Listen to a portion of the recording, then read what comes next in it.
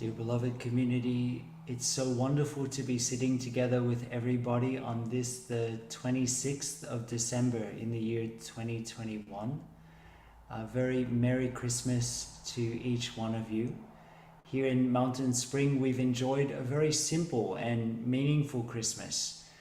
We lit candles, we enjoyed tea meditation, and we enjoyed each other's presence.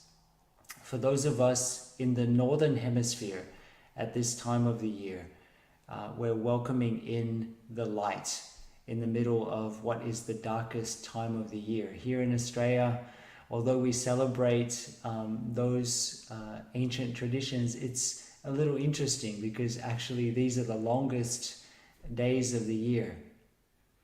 In the old tradition of the winter solstice in the Northern Hemisphere, we light candles in the midst of the darkness.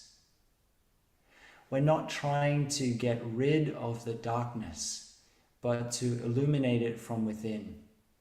The darkness is not an enemy. This is also the basis of our meditation practice. We light the lamp of mindfulness and we shine it in order to illuminate all parts of our mind and our heart and the world around that we don't yet understand, that we don't yet have compassion for. This courage to turn towards our lived experience just as it is where real and embodied insight, the insight that transforms, comes from. I had a visitor come to Mountain Spring a few weeks ago, and as we were drinking tea together, he said to me, "You know, you guys are weird." He was talking about myself and the other monk who was here at the time, Brother Tenzin. "You guys are weird." Most people are running after a higher wage, a bigger car, and so on, and that's their happiness. But for you, you've got none of those things and you're not interested in them. "It actually scares me," is what he said. "But I see that you're so happy, maybe even happier than the people who have all those things." And honestly, I myself am really intrigued by friends who come to the monastery and then at the end of a day of mindfulness or a retreat, they say, "Now back to the real world." The way we choose to live, whether in a monastery or in a household, is a decision. And that decision is both individual and collective. Whether it's real or not, whether it's the real world or not, depends on whether we're conscious about the choices we make in each and every moment, and on the mind frames and the views that we buy into.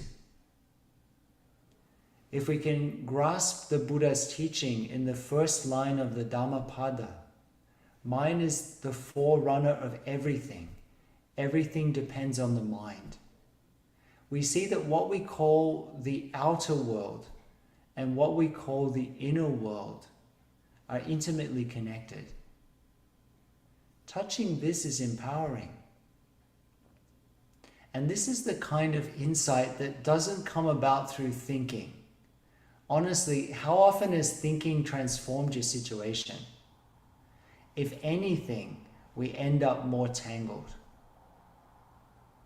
There's a nice text about this in the Samyutta Nikaya. You can find it in chapter 7 of the Samyutta Nikaya. It's called the Jata Sutta.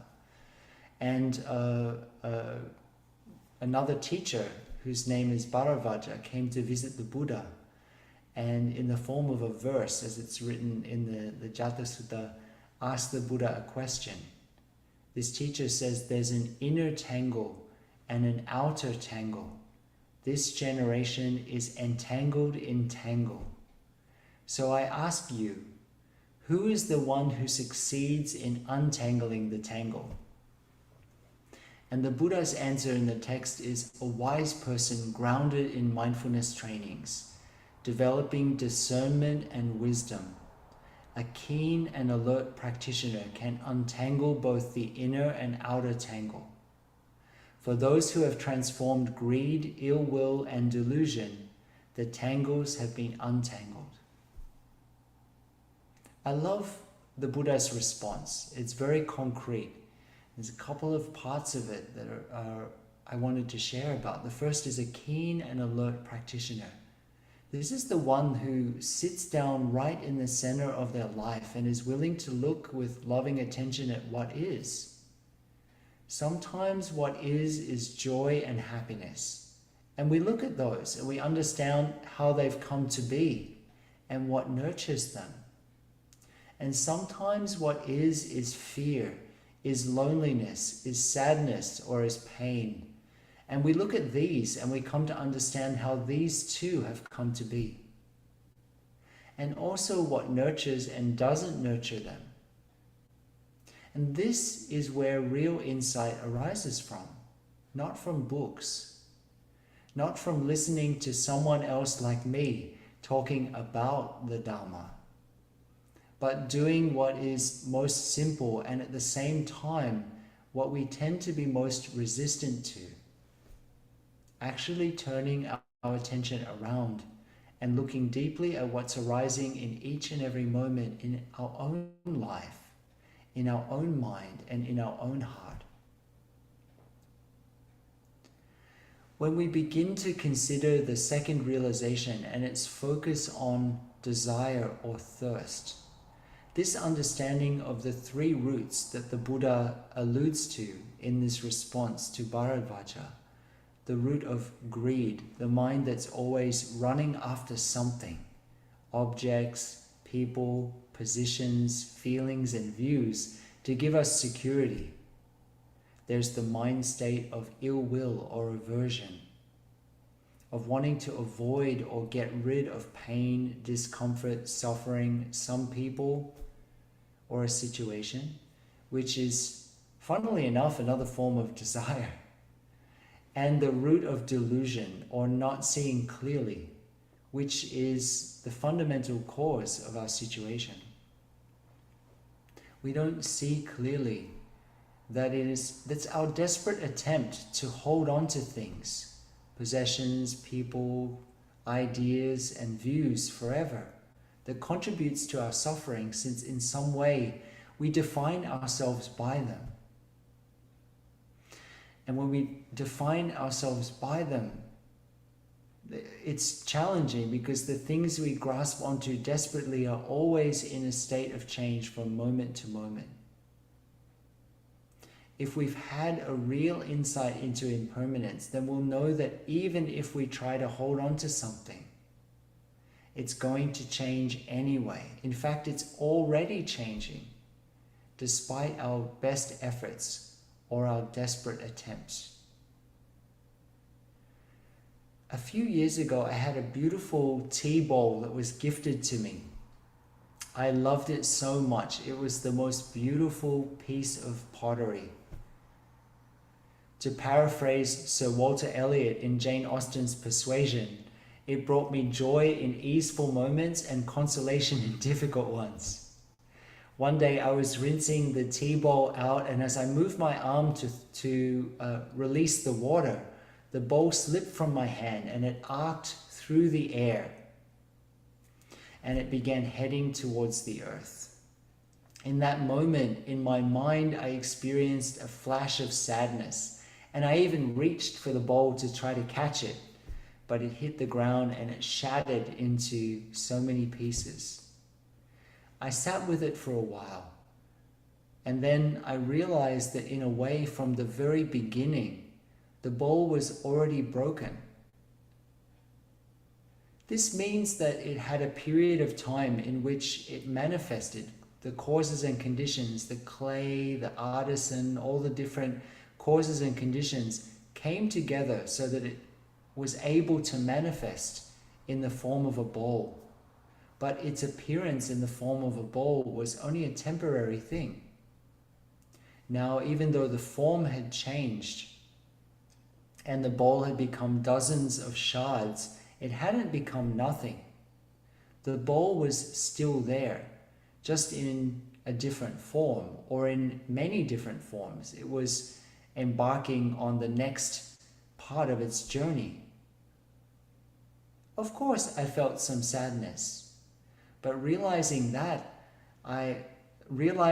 the sadness that I had, and also looking deeply into the bowl as it was, I saw that I was caught in the idea of all those causes and conditions only having one manifestation, the manifestation of a bowl. And to understand that the bowl was continuing on its journey didn't mean that I didn't treasure it for what it was. To understand impermanence doesn't mean that we don't treasure or enjoy something, that we somehow become joyless beings. In fact, understanding impermanence means that we see that it's never the same from moment to moment, and therefore something is even more precious. When we enter deeply into our own embodied experience, we see that an in-breath, for example, is changing from moment to moment. A while back in the Compassionate Ocean Sangha, we did a meditation exercise in which we experienced the impermanence of the in-breath and the impermanence of the out-breath from moment to moment. And we recognized that the moment in between an in-breath and an out-breath, in which an in-breath becomes an out-breath, is so subtle that it's almost imperceptible. At an imperceptible moment, the in-breath becomes an out-breath, and an out-breath becomes an in-breath. Fast or slow, nothing's the same from moment to moment. Even, or especially, the thing that you call you. To understand deeply that counterintuitively our real security, actually our only security, comes from releasing. And understand here that releasing doesn't mean throwing something away necessarily, since everything has its value. It means understanding how we tend to define ourselves or our happiness by something.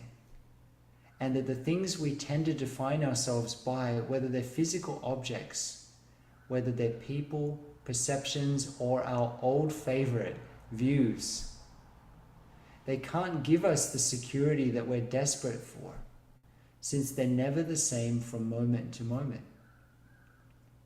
But it would be a shame just to stop there.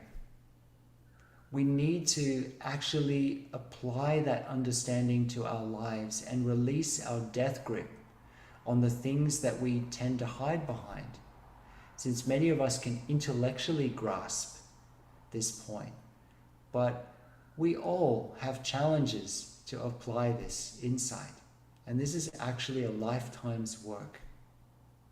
It's not necessarily easy, it's actually very subtle. Let's enjoy a sound of the bell.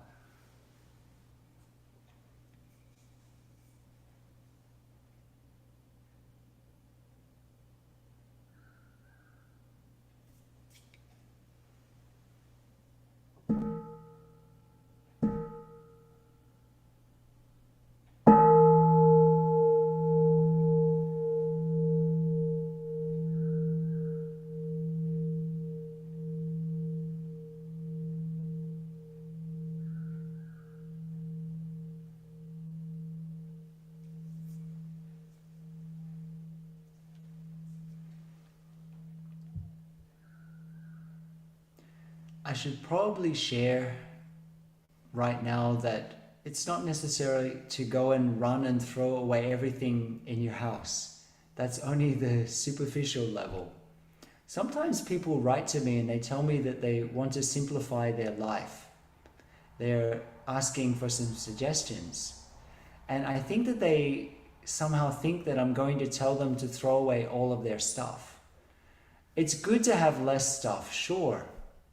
But it's more important to let go of our views and positions.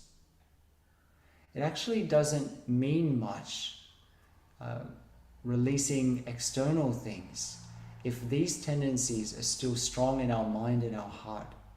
So please look inside first, and then look in the middle, and then look in the end. Otherwise, it would be like the octopus in the cartoon that decides to practice letting go and releases one tentacle and says, "I'm doing it," but simultaneously holds on even tighter with the other 7 tentacles. So this week, this month, we're going to be exploring together some aspects of the second realization in the 8 realizations of great beings. And so I'd like to read our teacher Tay's translation of the second realization. Our teacher's translation goes, "The second realization is the awareness that more desire brings more suffering. All hardships in daily life arise from greed and desire. Those with little desire and ambition are able to relax, their bodies and minds free from entanglement." When I was a young monk and I heard this realization, particularly the line about little desire and ambition and relaxing, I would often think about a scene in an old Australian movie where there are 2 men sitting on the front porch chatting away.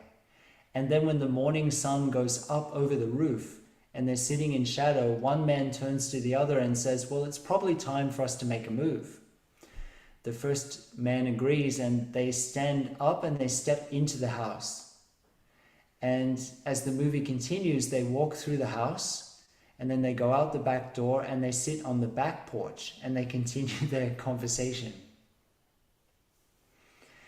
This is not exactly what we're talking about here with the energy of relaxation. In the first talk in this series, I mentioned that the Buddha invited us to meditate and to reflect on these realizations. In this realization, we read the line, "All hardships in daily life arise from greed and desire." This is quite a line to reflect on. It's a really strong line to hold in our consciousness, and we'll come back to it later in this talk. The Buddha reminds us that the basis which liberating insight is built on is understanding the nature of our tendency towards repeated patterns of dissatisfaction and suffering, the same thing over and over again, and that desire, thirst, or craving is the fuel that feeds that pain, and that in some cases we're actually addicted to our pain and we mistake it for freedom. In the second of the 4 Noble Truths, which this realization invites us to contemplate, we hear the phrase, "The cause of suffering is craving." There's a lifetime's journey of discovery in this, and it'd be a pity if we just read it and committed it to memory, but never looked a little bit more deeply into the ways in which this tendency manifests in us, and the ways in which it contributes to our cycles of suffering, internal and external. In Buddhist psychology, there are 2 important terms, the universal and the particular. There are many ways to understand these, but I'd like to share how they can help us apply these deep and profound teachings to our own situation. Otherwise, something like desire or craving or suffering or even the 4 Noble Truths can remain only as concepts, things that we recite like a mantra. The Buddha didn't want to offer us more concepts or views. Buddhism's not about creating more views, but rather a practice of recognizing and releasing all views. Please always remember that the Buddha's intention was to give us concrete tools in order to help us to transform our situation. In Plum Village, our teacher Tay always used to share with us that with 1 hour of study needs to go, we need to have 1 hour of study together with 7 hours of actually putting whatever we've learned into practice. So this was a skillful way to remind us of what he always shared with us, that whenever we came into contact with a teaching in whatever sutra or commentary, whatever Dharma book we might be reading or Dharma talk we were listening to, we need to ask ourselves, how can I apply this teaching in my own life in order to transform my situation? Otherwise, it's not very useful, it's not very helpful. In the second noble truth, there are two very big words that have become almost like a dogma for many of us: suffering and craving. There is a universal aspect and a particular aspect to each of these words, and it's important to recognize both. If we look with the universal lens, then we recognize that suffering is a condition that we all share. And at the same time, the way that this suffering or dissatisfaction manifests is quite unique for each one of us. It's the same for craving. Rather than just reciting suffering, suffering, or craving, craving, which can be just a notion, it's much more concrete to begin by reflecting on how does suffering or how does craving manifest in me? What's my suffering? And what are my repeated patterns of suffering? By reflecting on this, and not only passively reflecting on it, but in each and every moment when a feeling arises, a perception arises, some judgment arises, to recognize it and apply this lens of reflection, we gradually come to understand our personal situation. If we reflect in this way on another person's situation or the situation of our nature or the world, then an understanding is possible. If we see suffering for what it is, then we have the possibility to understand what brought it about, the causes and conditions that nurtured it. And if we understand those, then a way out becomes possible.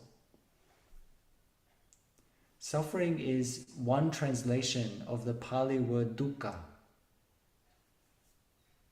By the way, I personally wish we would stop translating dukkha only as suffering. It means something closer to ultimately unsatisfactory. Something that might give a momentary pleasure, but ultimately will be unsatisfactory. It might be a good idea to spend a few moments to understand some of the roots of this word dukkha. Sukha, of course, is happiness and bliss, and dukkha, it could be said, is kind of like the opposite of that. As I shared just a moment ago, ultimately unsatisfactory, suffering, painful, disappointing, and so on. People here in Australia have interesting ways to pronounce things, and sometimes they pronounce this word as dukkha. Dukkha is a spice and a nut blend that originated from our friends in the Middle East, and it's very popular here in Australia. Many families have got their own special blend of dukkha. They can be closely guarded secret recipes. Now, while the second noble truth in this way, of course, includes dukkha, dukkha is not its main focus. The focus is dukkha. I should probably share that in the same way that many families have their own secret blend of dukkha, individuals and families also have their own personal blends of dukkha.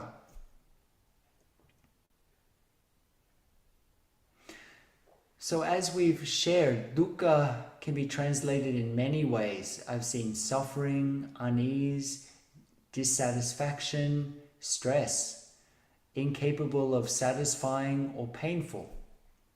And it basically refers to our fundamental tendency to expect happiness from internal and external things which are impermanent and can therefore only ever, at best, give us momentary tastes. we get what we want or we think we need, and we're satisfied for just a moment. And then after a short time, we're right back where we started again.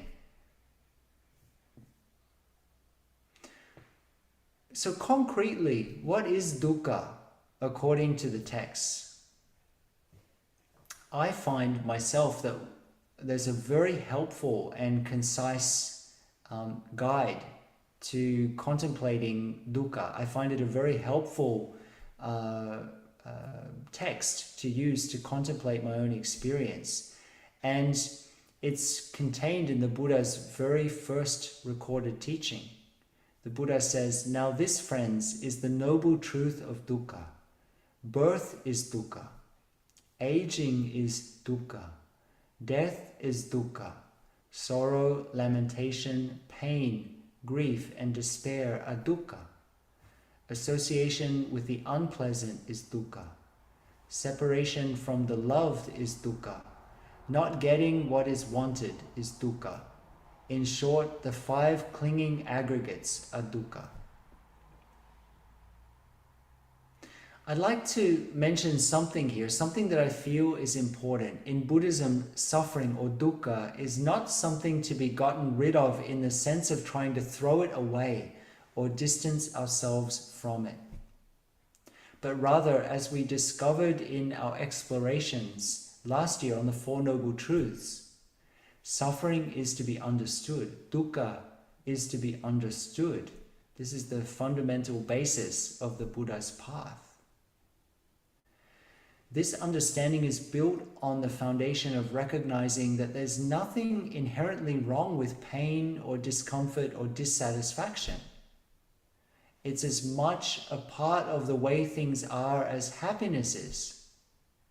Wisdom and compassion begin to manifest when we're able to look deeply into our own suffering. This is, of course, a lifetime process and not something that occurs overnight.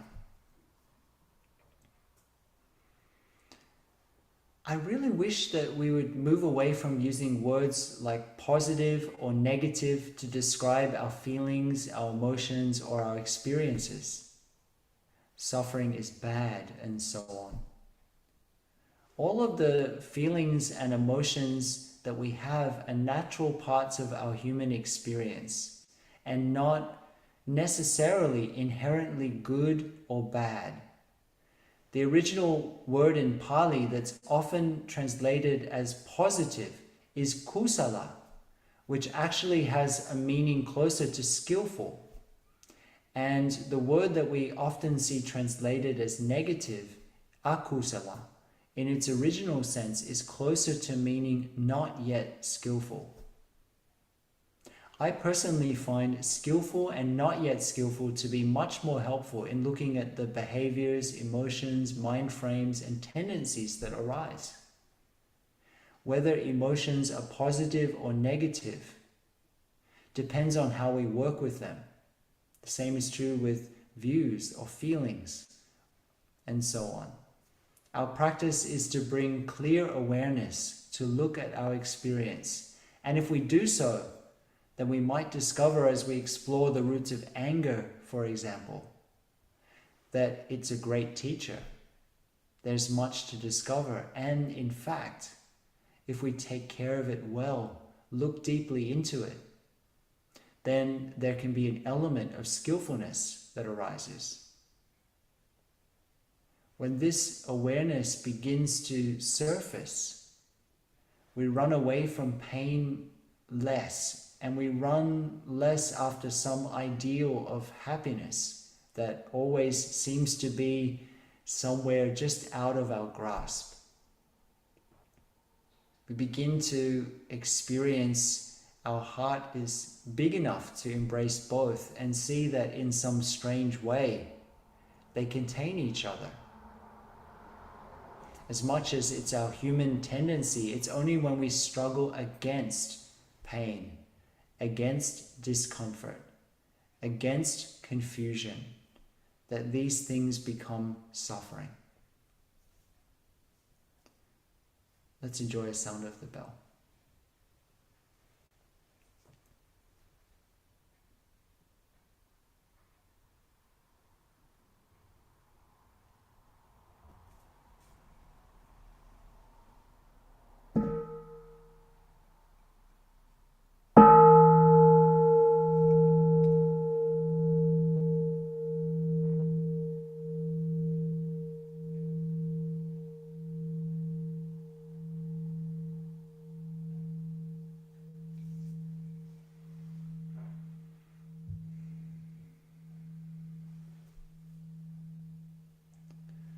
Suffering, it seems to me, is what emerges when we're stuck in the pattern, the repetitive pattern that our teacher Tay calls the second arrow. There's the story of a person who's stabbed by an arrow. It's already very painful, but let's imagine that that person is stabbed by a second arrow in exactly the same place. The pain in that instance is not double, but it's 100 times more painful. There's the experience. And then there's the story we tell ourselves about the experience, the interpretation we make, or as I like to call it, the what ifs rather than the what is. As meditators, we diligently practice to recognize the difference between these two, the what ifs and the what is. And we cultivate the capacity to stay with what is rather than the what ifs.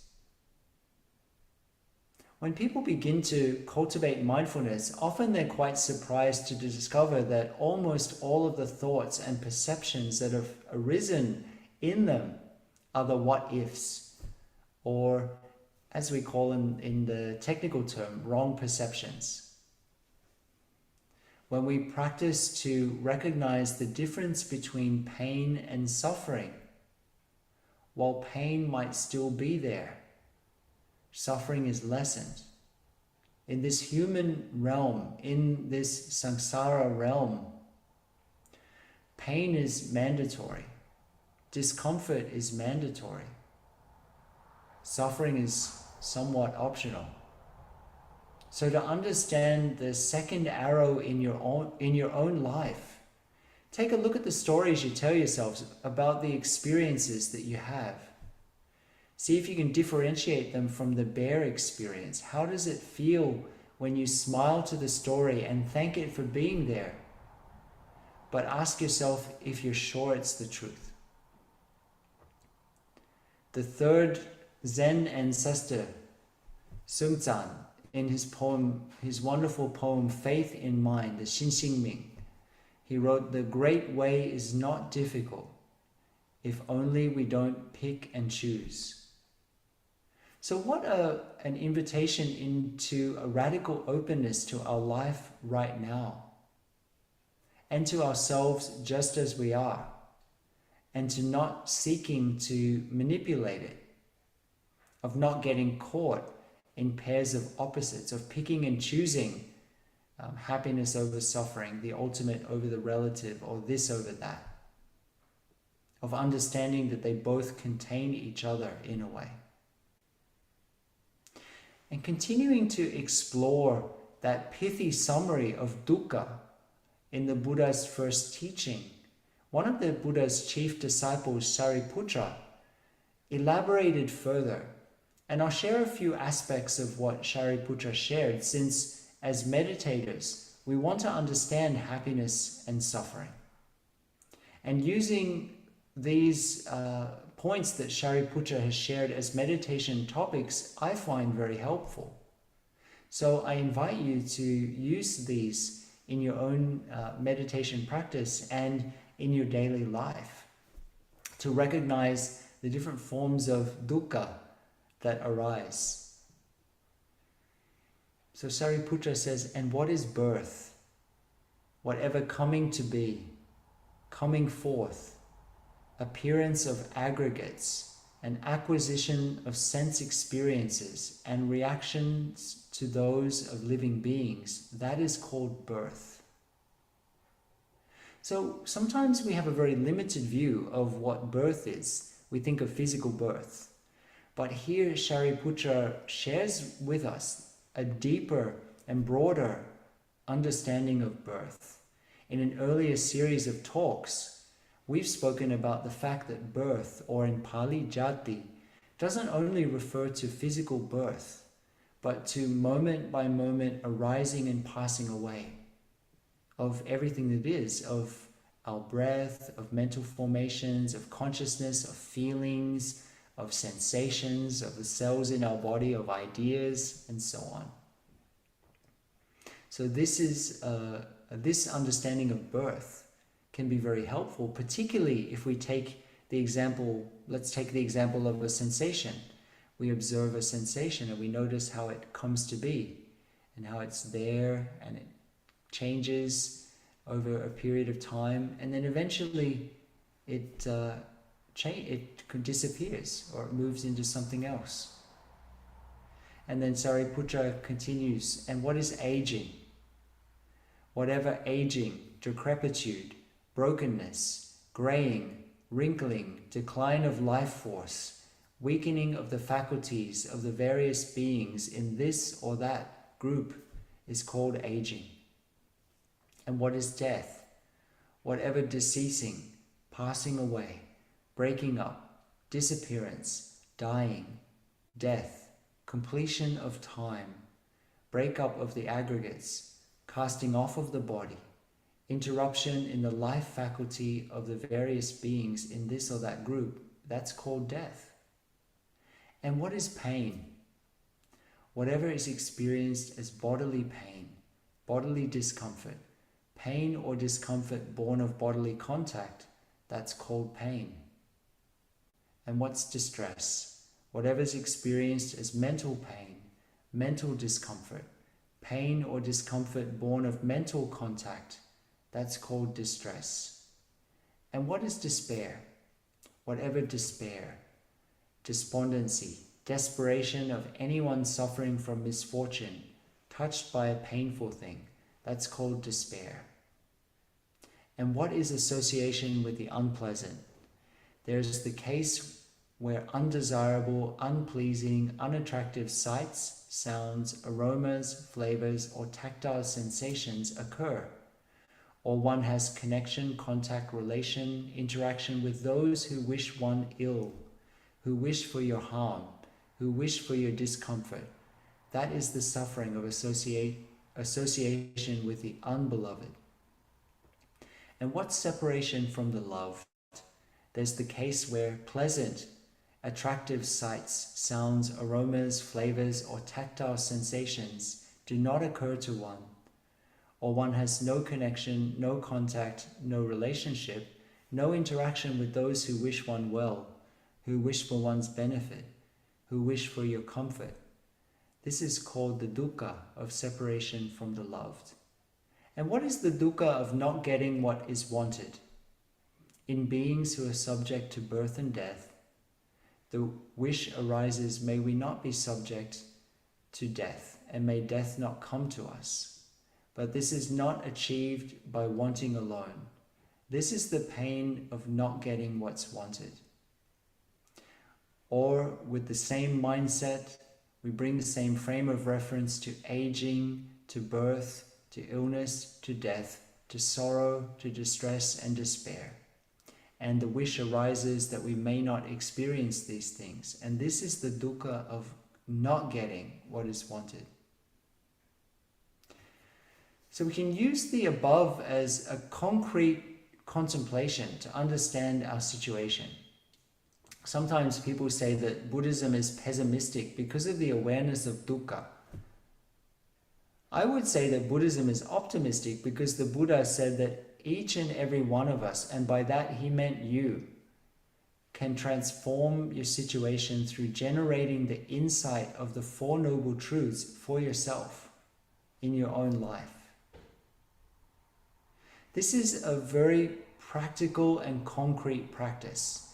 Dukkha, your suffering, not just a general idea of suffering, but clearly directing our attention to whenever we experience something in the categories mentioned above. To realize that suffering is to be understood, and that the root of that suffering, when we come to understand where that sufferings come from, that it's to be understood and released. And then we have the realization that it's possible to transform this suffering.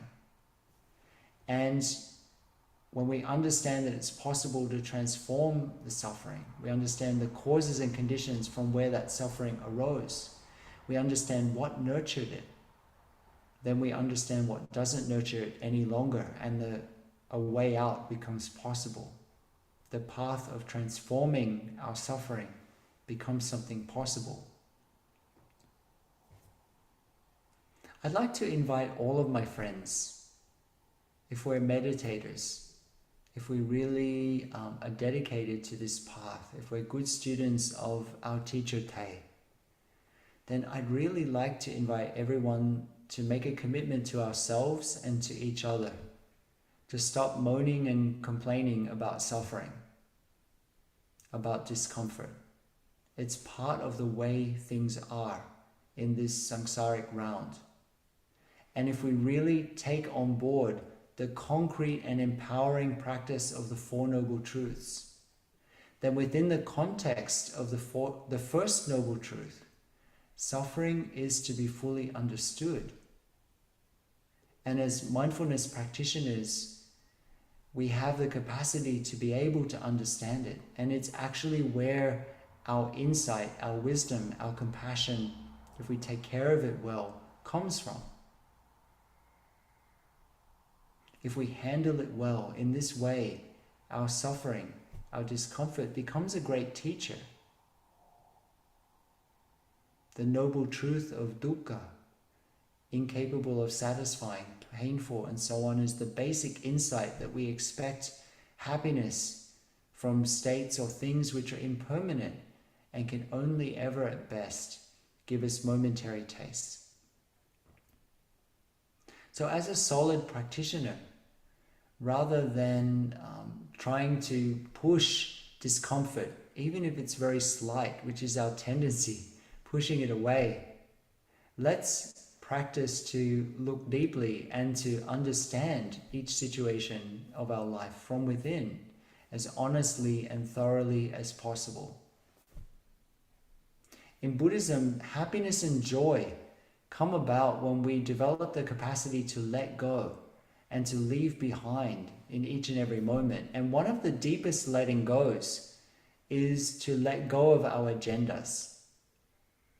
One word that we hear a lot in Buddhism is businessless. In fact, it's seen in some way to be the ultimate aim of the practice. What does it mean to cultivate the capacity of having nothing to do anymore? There are many layers to this. But on one level, it means to become aware of all of our hidden agendas. I want to get rid of this painful thought, this painful feeling, this painful sensation or person, or I want more of this pleasant sensation, thought, feeling, or person, and so on. I want more of this. I want less of that. Want. If we're not careful, it can become a massive energetic thread in our practice. And many times, the thing that we want more of is actually our habit energies, our entrenchments, the things that actually are ultimately part of our round of samsara, our round of dukkha. This is the shadow side, the often subtle difference between want and aspiration is one that's incredibly helpful to pay attention to. Craving or desire is a translation of the Pali word tanha, which literally means thirst.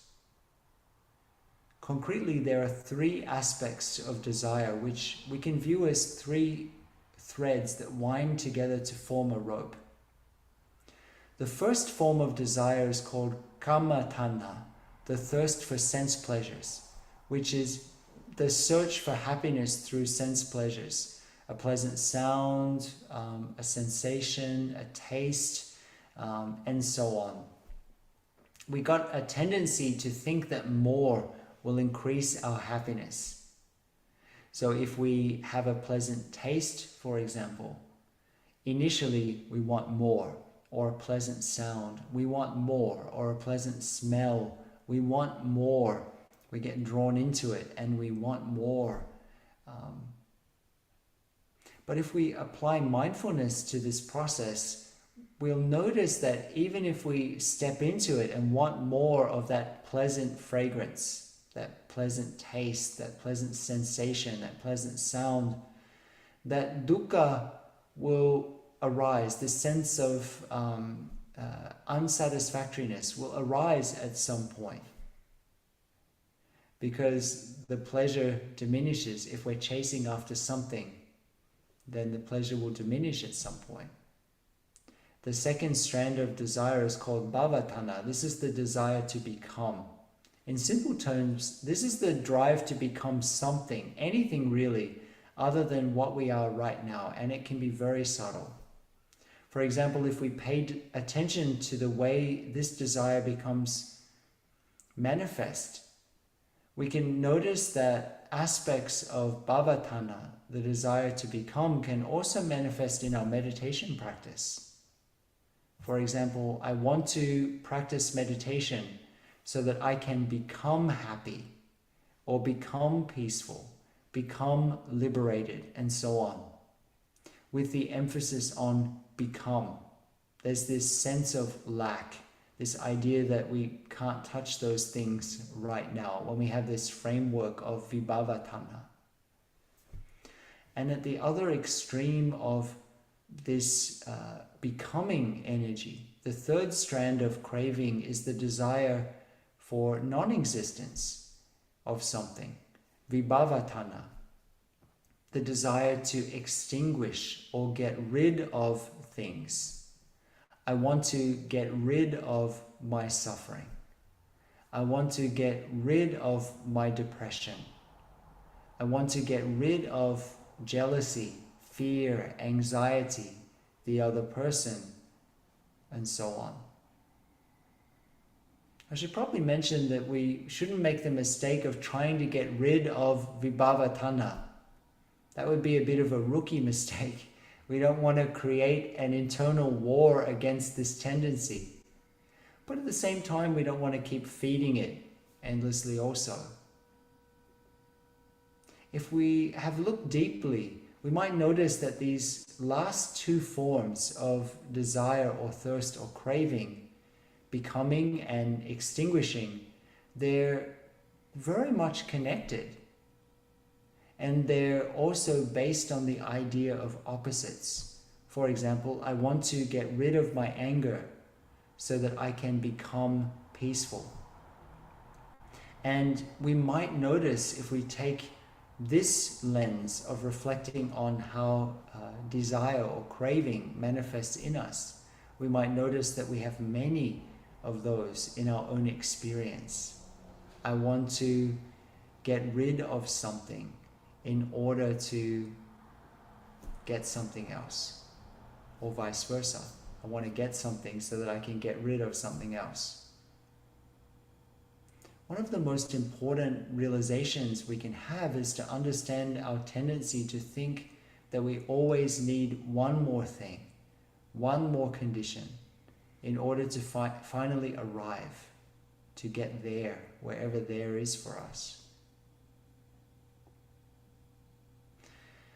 Another line in the second realization that I'd like to speak about is the line, excessive desire brings more suffering, or more desire brings more suffering. As I mentioned earlier, this is a direct reference to the second noble truth. I'd like to direct everyone's attention to one important word in the above sentence. That's the word excessive.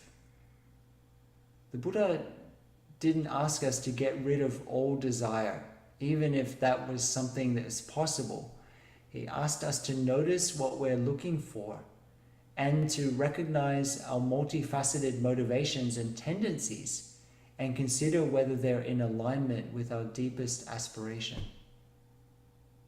Let's imagine for a moment that our deepest aspiration is to be able to transform our suffering so that we can help others. That would be what we would consider to be a skillful wish, a skillful motivation, a skillful aspiration. if our motivations in each and every moment are in alignment with our deep aspiration, for example, the aspiration to transform suffering to help others, then they're considered to be skillful. And if they're not, they tend to be unskillful. In Buddhist psychology, motivation, the energy that moves us forward, is considered to have many aspects and can be very subtle. We might have our deepest motivation, and in each and every other moment, other intentions might also co-arise to check in with ourselves, to identify and to clarify our motivations throughout the day is a really important practice. Is our motivation a wish to connect with others, a compassionate intention, an intention to love, to let go, an intention to practice meditation, or a desire to forgive? All of these would be described as wholesome. Or maybe we notice an intention to close down our heart, to hold on to something, a view, a position, and so on, or a feeling, or to get something for ourselves. Earlier, we touched on the universal factor and the particular. For example, suffering in general is universal. And then there is my suffering, the way that suffering manifests in me. That's the particular. Desire as a universal is indeterminate, in that it can be skillful or unskillful. Desire moves into the unskillful realm and becomes craving when it contains within itself an element of lack. When somehow we have the mind frame that we're not good enough, or that we need something or someone in order to feel fulfilled. Or maybe we think that we need to become something that we're not. Our teacher Tay offers us a beautiful and powerful mantra in this moment. You are enough. You have enough. One of the hallmarks of the Buddha's teaching is the middle way between extremes, between pairs of opposites. So notice that this realization doesn't say that all desire is bad, but rather invites us to consider the nature of the desires and wishes that arise within us and how they relate to our aspiration, and what the differences are between appropriate and inappropriate desire. This is where I believe the Buddha's teaching is truly radical, because the Buddha basically tells us you don't need one more thing. You already are what you want to become. Our practice is the practice of uncovering what's been there all along. To put it another way, the approach of Buddhist practice is to uncover the innate wholeness that's always been there within us and is the natural state of our mind. And this is actually quite challenging for many of us, since we might have grown up with a sense that we're broken, that we're not good enough, and that we need to be fixed. And this might even be one of the main threads in our meditation practice. You are enough. Volition, motivation, intention gives shape to our practice, and it creates the ground from which insight blossoms. The nature of our motivation, the nature of our volition will determine the nature of our insight. There's another strong line in this second realization. It's the line, all hardships in daily life arise from greed and desire. This is a really strong line from the Buddha.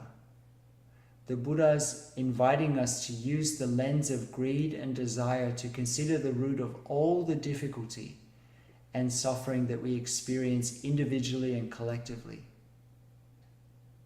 When we begin to look in this way, we begin to see that suffering, both individual and collective, is systemic. We begin to see things from a systems point of view. And using the lens of this realization, thirst or desire, we can bring to mind a difficulty, a challenge, or even some aspect of dukkha in our own life, or the life of our family, our community, or our nation. And we can consider some of the ways or aspects in which greed or desire, or its seeming opposite, aversion, which is, as we shared earlier, in some way also an aspect of desire, how they've contributed to creating this situation. The nature of desire is that in some way, unskillful desire can't be completely fulfilled, will always want more. It's a little like drinking salt water to soothe our thirst. In the second realization, we also read the phrase, the cycle of birth and death. And the Buddha's insight is that there's a continuous cycle of birth and death occurring within and around us in every moment, that's born from this tendency of desire, of running towards something on the one hand and pushing other things away, aversion on the other. The cause of this round is our excessive desire for what we mistakenly think that we lack. It's a little bit like being in a hamster wheel that we're all trapped in, and mostly, honestly, we don't really want to be liberated from it because we've gotten habituated to the hamster wheel. We shouldn't underestimate the power of the familiar. In the last series of talks that we had a chance to explore together, we discovered that the Buddha shared in some of the most ancient teachings that are recorded in the Pali Canon, in the Book of Eights, that often we mistake our own entrenchments for liberation. Not so long ago, I was sitting with one of my mentees, and we were contemplating various aspects of this cycle within our own lives. And at one point in the consultation, he turned to me and he said, "Phap, to be really honest, there's a part of me that's afraid, that's really afraid to let go of this cycle." And that was a really deep insight. And I honestly feel that this is the situation that most of us are in. It takes courage to recognize the cycles of samsara, the repeated patterns of dissatisfaction that occur within our own lives, and to be willing to let them go. Do we really want to be liberated? Have we considered what liberation might actually look like? Are we willing to recognize and to let go of all of our comfortable entrenchments? And all of us have them. Many of us have built up quite high walls or deep trenches, whichever metaphor you find useful, of concepts, of ideas, of habit energies, or behaviors to protect ourselves from being challenged or touched. And despite our very best efforts of avoidance, life as it is, death, dissatisfaction, old age, sickness, sorrow, and separation is going to touch us all sooner or later. It's at that moment that some of us build these walls even higher, the walls of views or behaviors and so on. But if we're lucky, rather than seeing these experiences as something wrong, we realize that they're actually noble messengers that can call us forth, to call us forth from our hiding places, and to invite us on a journey of discovery. Not only once, but many times over, the Buddha invites us to see old age, sickness, and so on, not only as natural parts of our lives, but as great teachers. Perhaps the greatest teachers of all. With mindfulness and hopefully a sense of humor, gradually we recognize our inner and outer grasping and the ways in which we mistake this grasping for liberation. And in this way we begin to see the tangle that we're in. So I want to share also, in addition to repeated patterns of dissatisfaction, we also have patterns of joy, of peace, of forgiveness, of healing. And it's our intention as practitioners to strengthen those beneficial and helpful patterns. This endless round of samsara that is touched on in the second realization can be understood on many levels, and it doesn't only refer to physical birth and death. In each and every moment we're being born and we're dying. Cells and tissues, thoughts and ideas, inspirations, feelings, and so on are being born and passing away. And if we haven't cultivated this capacity of mindfulness and shone the light of mindfulness on our patterns, we continue to repeat them over and over, not quite wising up to the fact that the very cause of our repeated dissatisfaction, our dukkha, our suffering, is not outside our own mind. One key to transforming this craving, this thirst for something that we think is outside of ourselves, is cultivating this understanding, as we shared earlier, that in a deep way we're already what we want to become, and that our habit energies and familiar hiding places are only false protection. At that moment, a beautiful quality emerges: disenchantment. It's a disenchantment with all of our old strategies, and along with that disenchantment, this understanding that we've been down this road so many times before, it's not going to be different this time. There's another quality that emerges, and that's a willingness to step into the unknown, starting with the very basic, and then moving to the deeper aspects of our being.